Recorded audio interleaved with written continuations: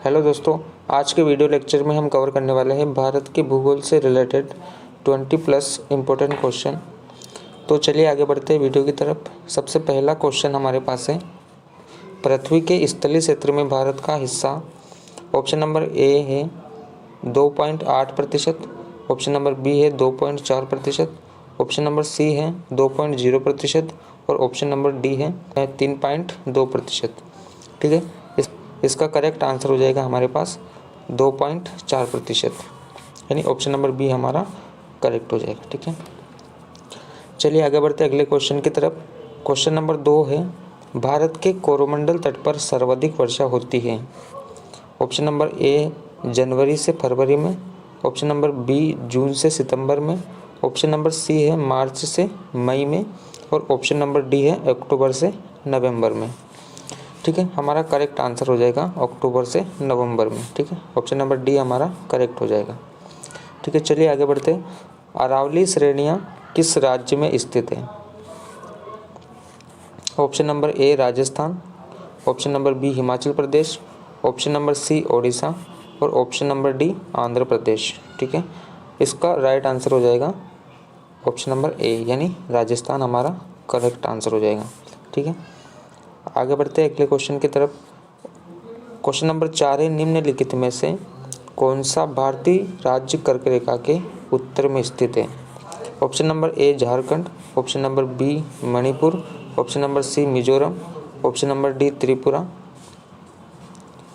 ठीक है, हमारे पास इसका करेक्ट आंसर हो जाएगा मणिपुर। ठीक है, ऑप्शन नंबर बी हमारा करेक्ट हो जाएगा।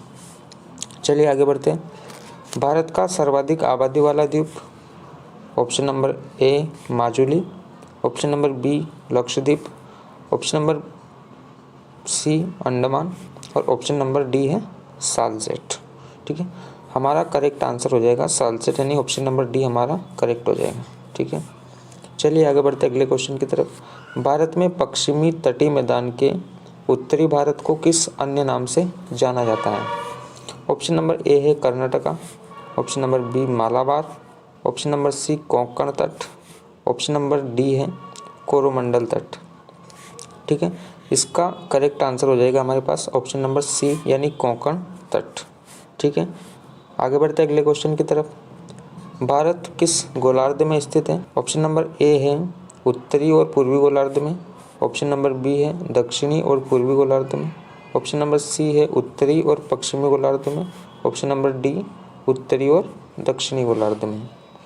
करेक्ट आंसर हो जाएगा हमारा उत्तरी और पूर्वी गोलार्ध में, यानी ऑप्शन नंबर ए हमारा करेक्ट आंसर हो जाएगा। चलिए आगे बढ़ते हैं। स्वतंत्रता से पूर्व कौन सा भारतीय क्षेत्र काला पानी के नाम से जाना जाता था? ठीक है, ऑप्शन नंबर ए है लक्षद्वीप समूह, ऑप्शन बी अंडमान निकोबार द्वीप समूह, ऑप्शन सी है दीव, ऑप्शन डी है अलिया बेट या खदिया बेट। ठीक है, करेक्ट आंसर हो जाएगा हमारा अंडमान निकोबार द्वीप समूह, यानी ऑप्शन नंबर बी हमारा करेक्ट हो जाएगा। चलिए आगे बढ़ते हैं अगले क्वेश्चन की तरफ। द्वीपों सहित भारत की तटरेखा की लंबाई कितनी है? ऑप्शन ए है 6100 किलोमीटर, ऑप्शन बी है 6200 किलोमीटर, ऑप्शन सी है 75165 किलोमीटर, ऑप्शन डी है 8000 किलोमीटर। ठीक है, राइट आंसर हो जाएगा हमारा ऑप्शन नंबर सी, यानी 75165 किलोमीटर हमारा राइट आंसर हो जाएगा। ठीक है, अगला क्वेश्चन हमारा, डूरंड लाइन किन दो देशों के बीच की सीमा रेखा है? ऑप्शन ए हमारे पास है भारत और पाकिस्तान, ऑप्शन बी हमारे पास है पाकिस्तान और अफगानिस्तान, ऑप्शन नंबर सी है भारत एवं चीन और ऑप्शन डी है अमेरिका और मेक्सिको। ठीक है, राइट आंसर हो जाएगा हमारा पाकिस्तान और अफगानिस्तान। ठीक है, यानी डूरंड जो लाइन है वो पाकिस्तान और अफगानिस्तान के बीच की सीमा रेखा है। चलिए आगे बढ़ते हैं क्वेश्चन की तरफ। भारत का सबसे बड़ा नमक उत्पादक राज्य कौन सा है? ऑप्शन है हमारे पास option number A Rajasthan, option B Gujarat, option C है तमिलनाडु और ऑप्शन नंबर डी हमारे पास है ओडिशा। ठीक है, इसमें नमक उत्पादन करने वाला भारत का सबसे प्रथम नंबर पे आता है गुजरात। ठीक है, यानी गुजरात हमारा ऑप्शन नंबर बी हमारा करेक्ट आंसर हो जाएगा। ठीक है, अगला क्वेश्चन है भारत के किस भाग में सबसे पहले मानसून प्रवेश करता है? ऑप्शन ए हमारे पास केरल, ठीक है, ऑप्शन बी हमारे पास अंडमान निकोबार द्वीप समूह, ऑप्शन सी है पश्चिम बंगाल और ऑप्शन डी है तमिलनाडु। ठीक है, ऑप्शन नंबर बी हमारा करेक्ट आंसर हो जाएगा, यानी अंडमान निकोबार और द्वीप समूह। ठीक है, अगला क्वेश्चन है हमारा मानसून किस भाषा का शब्द है? ऑप्शन ए है अरबी, ऑप्शन बी हमारे पास है अंग्रेजी, ऑप्शन सी हमारे पास है फ्रेंच, ऑप्शन डी है स्पेनिश। ठीक है, यानी मानसून किस भाषा का शब्द है? तो इसका हमारे पास करेक्ट आंसर हो जाएगा ऑप्शन नंबर ए, यानी अरबी भाषा का शब्द है। ठीक है, अगला क्वेश्चन है वर्षा की मात्रा निर्भर करती है, यानी वर्षा की मात्रा किस पर निर्भर करती है? ऑप्शन नंबर ए है हवा के दबाव पर, ऑप्शन नंबर बी है वायुमंडल में नमी पर, ऑप्शन नंबर सी है जल चक्र पर और ऑप्शन नंबर डी है तापक्रम पर। ठीक है, वर्षा की मात्रा किस पर निर्भर करती है? करेक्ट आंसर हो जाएगा ऑप्शन नंबर बी, वायुमंडल में नमी पर। ठीक है, चलिए आगे बढ़ते हैं अगले क्वेश्चन की तरफ। क्वेश्चन है हमारा भारत का सबसे ऊंचा पर्वत शिखर है। भारत का सबसे ऊंचा पर्वत शिखर, सबसे पहला ऑप्शन हमारे पास है कंचनजंगा, सेकंड ऑप्शन है मकालू, ऑप्शन सी है काराकोरम, ऑप्शन डी है माउंट एवरेस्ट। ठीक है, राइट आंसर हो जाएगा हमारे पास कंचनजंगा, भारत का सबसे ऊंचा पर्वत शिखर। आगे बढ़ते अगले क्वेश्चन की तरफ। भारत की सबसे लंबी नदी, यानी भारत की सबसे लंबी नदी कौन सी है? ऑप्शन ए है Brahmaputra, option B Ganga, option C Godavari, option D है सिंधु नदी।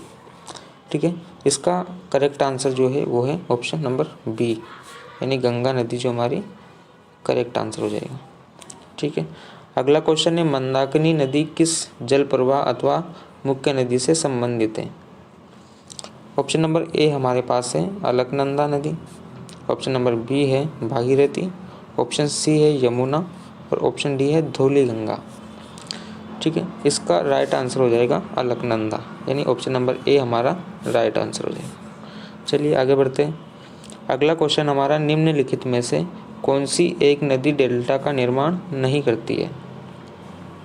ऑप्शन ए हमारे पास है महानदी, ऑप्शन नंबर बी है गोदावरी, ऑप्शन सी है नर्मदा और ऑप्शन डी है कावेरी नदी।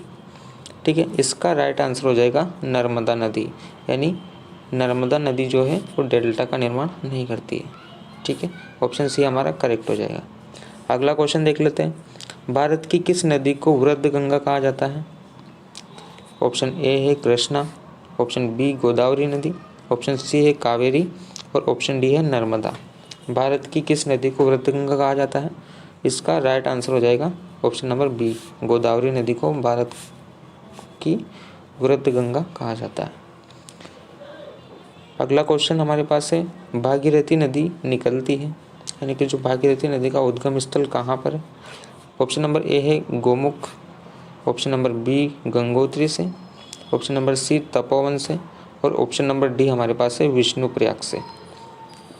ठीक है, इसका करेक्ट आंसर हो जाएगा हमारा ऑप्शन नंबर ए, यानी गोमुख से। ठीक।